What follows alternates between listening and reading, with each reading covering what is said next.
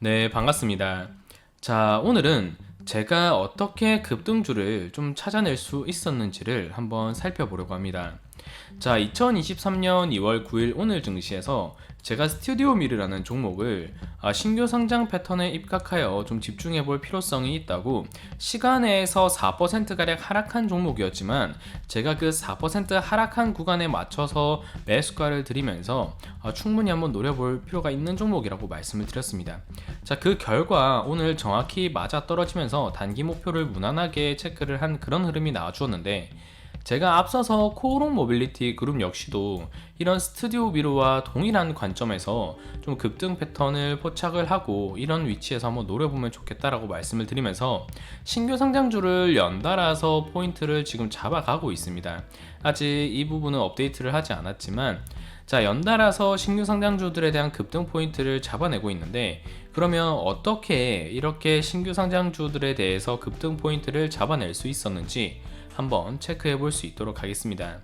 자, 제가 전략 시나리오 공유를 통해서 이 스튜디오 미르를 신규 상장주 패턴에 입각해서 충분히 노려볼 자리라고 말씀을 좀 거듭 강조를 드리면서 상세하게 좀 작성을 해두었는데, 자, 이 시나리오 공유 들어가셔서 스튜디오 미르 대응 전략과 관련한 시나리오를 바로 한번 볼 수 있도록 하겠습니다. 자, 우선 재료성으로는 제가 유튜브 영상에서도 지난 영상에서 올려드렸지만 충분한 종목이라고 말씀을 드렸습니다. 자, 충분한 종목인데 최근 신규 상장주들이 어떤 흐름이 나오고 있는지를 집중을 해볼 필요가 있다라고 말씀을 드렸죠. 자, 2023년 상반기 신규 상장한 종목, 그리고 2022년 하반기, 상반기 신규 상장한 종목들 같은 경우에는 패턴이 다 다릅니다. 그렇지만 TAMC와 오브젠, 그리고 미래반도체, 코오롱 모빌리티 그룹 역시도 모두 동일하게 같은 패턴의 흐름이 거듭 나오고 있다는 겁니다. 처음에 한 번, 두 번까지는 시장 참여자들도 급등이 나왔네, 확실히 신규 상장주들의 수급이 많이 받나 보다, 이 정도로만 생각을 하고 그칩니다. 하지만 이 포인트가 하나, 둘, 그리고 아래 셋, 넷 이렇게 반복적으로 쌓이게 되면 이 포인트가 하나의 패턴으로 자리를 잡게 됩니다. 자, 패턴으로 자리 잡는다는 건 뭐냐면 시장 참여자들이 이 종목 이때 이렇게 올랐었는데 같이 신규 상장하다 보니까 이것도 이렇게 오르네, 이것도 이렇게 오르네, 그러면 다음 종목도 이렇게 그림이 비슷하게 나오면 올라올 가능성이 높겠구나, 이렇게 생각을 한다라는 겁니다. 그만큼 시장 참여자들의 학습 효과를 기반으로 한 흐름은 상당히 의미가 있고 중요합니다. 그 시장 참여자들의 심리가 모여서 만들어진 것들이 기술적인 부분, 그러니까 보조지표라던가 기술적 차트의 분석의 근거가 되기 때문에 이러한 시장의 학습 효과가 기반화된 패턴 같은 경우에는 상당히 좀 집중해 볼 필요가 있다라고 말씀을 드렸던 부분이죠. 자, 마찬가지로 신규 상장한 이후에 강세를 보이고 이 구간을 크게 벗어나지 않으면서 지지 포인트가 형성이 되니까 급등이 나오는 패턴, 이 패턴을 중심으로 해서 스튜디오 미르도 그렇고 앞선 코오롱 모빌리티 그룹도 체크를 드렸는데 갭 하락이 예고가 된 부분이었기 때문에 이 종목 한 요 구간 정도, 제가 가격도 보시면, 자, 가격도 제가 지금 이 시간에서 4% 넘게 빠졌기 때문에 한 56,800원 라인에서 인근에서 주가가 형성될 거라고 말씀을 드렸고, 이 포인트가 크게 벗어나지 않으면서 추세 전환되려는 모습이 보이면 급등 나올 가능성이 높다라고 말씀을 드렸습니다. 그 관점에서 이 구간 내에서는 매수를 좀 유효하게 봐도 좋다라고 말씀을 드렸죠. 그 흐름이 오늘 스튜디오 미르가 정확하게 나와 주었습니다. 자, 시초가 포인트가 56,800원으로 정확하게 시작을 했고, 물론 정확하게 시초 가격까지 맞춘 거는 우연이라고 봐야 됩니다. 중요한 건 이 56,800원에서 시작하고 갭이 4% 정도 빠졌으면 그 아래로 빠지는 구간은 더 강할 수 있는 일반적인 그런 흐름이지만, 그게 아니라 제가 이 구간을 지켜주면서 추세가 전환되려는 모습이 보인다면 이 종목 노려봐도 좋다라고 말씀을 드렸는데, 이 흐름을 분봉상으로 바로 보겠습니다. 제가 56,800원이 자, 맥점이라고 일단은 말씀을 드렸습니다. 56,800원이 기준으로 주가가 형성이 될 거고, 이 시가가 커버링 되는 순간에 추세 전환 시그널을 확인했다면 매수를 들어가는 게 유효하다고 볼 수 있다고 말씀을 드렸고, 이 과정에서 OBV 매집대 역시도 슬며시 이제 올라오면서 재차 구간을 터치해주고 있죠. 그러면서 거래량이 확대되면서 급등이 나와주는 모습. 63,300원까지 전일 고가 기준으로 목표가를 잡았지만 그 이상으로 돌파해주면서 시세가 나온 부분 확인할 수 있습니다. 자, 그러면 스튜디오 미르 지금 정확히 이 포인트에서 단타 포인트로 자리를 오늘 만들어주면서 시세가 나와주었죠. 급등이 나와주었습니다. 자, 그러면 항상 투자를 할 때는 한 번 우연히 맞췄다라고 해서 거기서 멈춰서는 절대 안 됩니다. 끊임없이 복귀를 하고 그 다음 시나리오를 그려봐야 됩니다.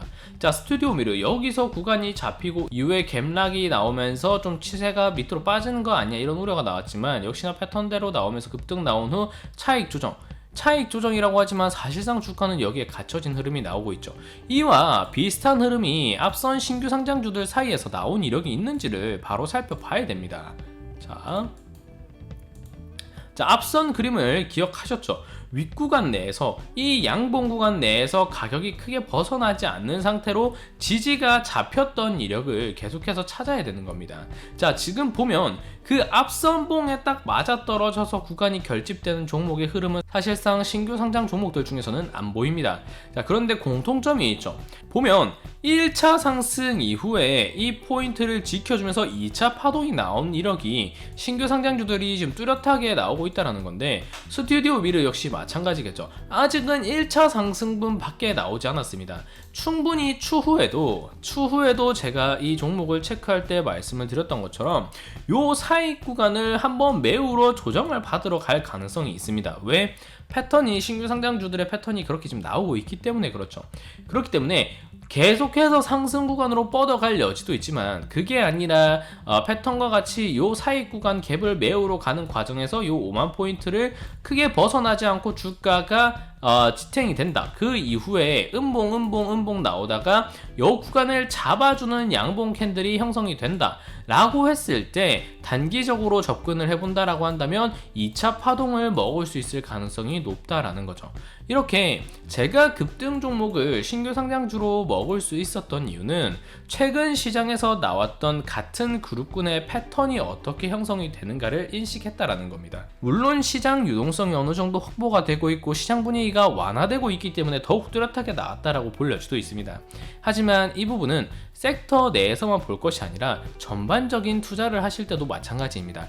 기본적으로 눌림목이라는 것도 우리가 인식을 하면서 시세를 노리면서 눌림목 패턴을 찾아가는 것도 눌림목이 확인된 이후에 지지가 나오고 나서 추세 전환 시그널이 확인이 되면 급등이 나오더라 라는 게 하나의 사회적 인식으로 패턴으로서 자리를 잡았기 때문에 이 흐름이 의미가 있는 겁니다. 그렇기 때문에 같은 종목군 그리고 같은 시대 내에서 같은 종목의 흐름, 패턴 이런 거를 꼼꼼히 분석을 하시면서 최근에는 이런 시장에서 이런 흐름이 시세를 많이 집중받는구나 라고 찾아보시는 노력이 필요하다라는 겁니다. 그러면 지금 우리가 어떤 걸 집중해야 되는데, 오늘 신규 상장한 종목도 있죠. 꿈비라는 종목입니다. 자, 꿈비라는 종목 역시도 마찬가지로 오늘 상한가로 마무리가 되었습니다. 자, 이 종목 역시도 내일 어떤 흐름이 나올지는 모르지만 만약 13,000원 구간을 깨지 않고 윗구간에서 구간이 갭으로 흐름이 형성이 되었는데 이 사익 여백을 메워야 될 포인트가 나오는 그런 캔들로 마무리가 된다. 그렇다면 어떻게 해야 돼요? 당연히 관심 종목도 체크를 해야 되겠죠. 왜? 앞선 코어 모빌리티 그룹도 그렇고 미래반도체도 그렇고 TMC도 그렇고 어제 노렸던 스튜디오 미르도 그렇고 같은 패턴이 나오니까 꿈비 역시도 같은 패턴이 나올 가능성이 높다라는 겁니다. 그렇기 때문에 오늘 상한가가 마무리가 되었고 꿈비의 시간에서 특이점이 없었죠. 그렇기 때문에 만약 갭 흐름이 나오면서 음봉이 나오든 양봉이 나오든 이 갭 흐름을 잘 체크를 했다가 향후에 이 갭을 이하로 떨어지면서 지지를 해주는 그런 모습이 나온다라고 한다면 이런 종목 못 먹더라도 이렇게 패턴이 나올 가능성이 높기 때문에 노려봐야 된다는 겁니다. 결국에 제가 말이 많았지만 급등주를 잡을 수 있었던 이유는 2,000개가 넘는 시장의 종목 중에는 하루에도 수십 개, 수백 개의 급등 나오는 종목이 있습니다. 그렇기 때문에 이 급등 나오는 종목을 제가 다 잡아갈 수는 없기 때문에 그 확률을 높이기 위해서라도 최대한 좀 기술적 분석을 일단은 토대로 재료 분석 역시도 놓칠 수 없겠지만 일단 기술적 분석 토대로 제가 차트를 전반적으로 좀 돌려보고 머릿속에 인지를 하면서 그 유사한 그룹군으로 묶어내면서 필터링 과정을 거치고 급등 패턴의 유사성에 맞춘 종목군을 2차로 발굴을 하고 그 종목의 시세가 제 시나리오와 마찬가지로 나왔을 때 진입을 하면서 급등 포인트를 노려가는 겁니다. 즉 준비된 매매를 해야 된다는 겁니다. 물론 당일 좀 급등이 나오는 종목들을 수급을 몰리는 걸 찾아서 단타라던가 이런 스캘핑 관점에서 접근을 할 수도 있겠지만 내가 종목들을 미리 필터링하고 준비를 하고 내가 구간을 기다리고 있다라고 한다면 이렇게 급하게 당일 관점에서 제가 매수를 들어가지 않더라도 충분히 제가 써놓은 시나리오에 맞춰서 매매를 하고 수익을 실현하고 손절이면 또 손절을 실현하고 그렇게 할 수 있는 겁니다. 즉 어느 때보다 급등주를 노리기 위해서는 당일 관점도 중요하지만 늘 준비가 가장 중요하다라는 거를 결국에는 말씀을 드리고 싶습니다. 준비된 자만이 기회를 놓치지 않는 법입니다. 물론 투자에는 정답이 없다라고 하지만 급등 나오는 2,000개 종목 중에서 내가 1차적으로 좀 급등 나오는 패턴의 섹터를 추려놓고 그와 유사한 흐름의 종목군을 미리 재료가 포함되어 있는 종목 위주로 좀 추려놓고 거래량도 확인을 해야 되고 그리고 그 종목에 맞춰서 내가 타점을 그어놓고 그 타점이 인접했다 그때 매수하시면 되고 급하게 늘 추격하려고 하면 늘 독이 됩니다. 그렇기 때문에 늘 기다리면서 준비할 수 있는 매매가 제가 급등주를 노릴 수 있었던 이유다 이렇게 보시면 되겠습니다. 자, 그럼 오늘 영상은 제가 급등주를 어떻게 좀 잡아갈 수 있었는지 어떻게 준비를 할 수 있었는지 말이 좀 자연스럽게 나오지 않았지만 한번 간략하게라도 제 생각을 정리드려 보았습니다. 자, 오늘 영상은 그럼 여기서 마무리하도록 하겠습니다. 영상이 도움이 되셨다면 좋아요와 구독 그리고 네이버 카페 찬란한 개미까지 방문해 주시면 정말 감사하겠습니다. 자, 그러면 전 다음 또 좋은 영상으로 인사드릴 수 있도록 하겠습니다. 감사합니다.